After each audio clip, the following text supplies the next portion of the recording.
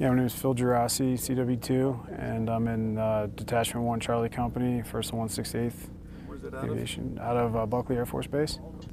So I mean, I'm new in Colorado. I've done some high altitude stuff, but you got to take it slow, power limited, taking off, finding a dip site, figuring out how much water we can pick up in order to not droop our rotor system.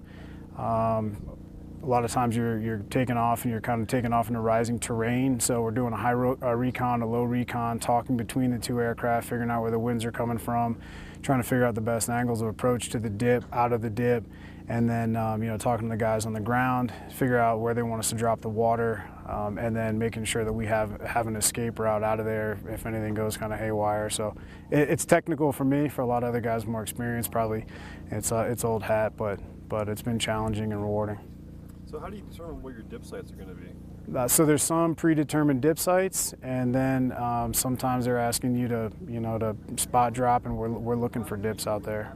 So basically what we're doing here is we get contact with Air Attack, the fixed wing asset. They call us in, tell us where we're going, and then we contact the asset on the ground, the hot shots on the ground. They'll call us into a position. Once they see us, they'll give us a clock position, distance generally, and then maybe they're waving a VS-17 panel or a shovel, or they had a strobe the other day.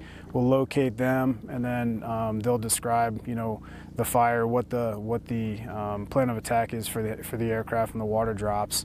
And then we'll go to the dip site, and then we call off the dip, and then we tell them when we're back in to drop off water, and then they'll give us an assessment of how successful our drop was, and how to adjust fire on the next drop. Yeah, we've basically been on the south end of the fire. It was kind of two heads when we got here, and we've also been on the north end. On the south end, we were dropping water. There was basically the team of Blackhawks dropping water, and then there was two Chinooks up there dropping retardant. And then a observation helicopter up there, so kind of five helicopters operating in the same area. And then up north, it was kind of the team of just the two Blackhawks together up on a ridge line, trying to keep a dozer line clear. Then they decided to do a controlled burn, so we're trying to keep the burn line where it should be. And then that fire just kind of jumped and took off up the valley. And it was interesting. The day before, we were working, trying to protect some houses, and we were at the hotel this morning, and I was talking to an older gentleman down there who said today at 4 o'clock he was going to find out if his house was still there or not. And he was retired. He'd been in the house for 21 years, and it just it really hit me like we were affecting people's lives, and hopefully helping some people keep their homes. It's nice having a part-time job, so I can we still serve on the weekends, and then some, and then serve the state and hopefully make a difference. It's not just training. Sergeant First Class Marc Belo, M-A-R-C B-E-L-O, Alpha Company 2nd and 238th GSAB, Colorado Army National Guard. So aviation, along with other units of the Colorado National Guard, have been activated to support multiple agencies in fighting the Spring Creek fires over the last, it started last week and still continuing to grow. And so we're providing aviation support through water bucket drops. Aviation is also supplying fuel for the helicopters. We have crash fire and rescue from the Army National Guard, as well as MP units and several other units all on the ground providing security and firefighting details. We arrived Monday afternoon. By Monday night we were dropping water on the fire all day yesterday, all day today. So it's 3 to 4 flights a day at about 2 hours apiece, dropping numbers of buckets.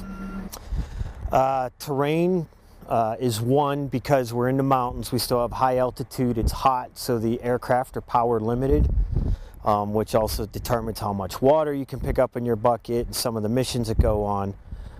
Visibility is another one with the smoke. Air traffic, it actually gets very busy, especially when the big air tankers come through to drop slurry or water. A lot of air-to-ground, air-to-air communication, so it's actually a very intense environment. We can, with the water bucket, and we're well trained on this, that we can drop both what we call a trail drop, cover a longer distance, or we can slow down and hit a single tree or a single structure and put the water out there. It's basically whatever the personnel on the ground tell us to do or ask us to do, we're going to do it to the best of our ability. First is always lives and structure protection, and then what they're trying to do now, along with structure protection, is build fire lines to start putting brakes in to try and slow it down, if not stop it at certain points. So first and foremost is structure protection. If there's a community of houses, they're doing everything they can to not lose any more houses.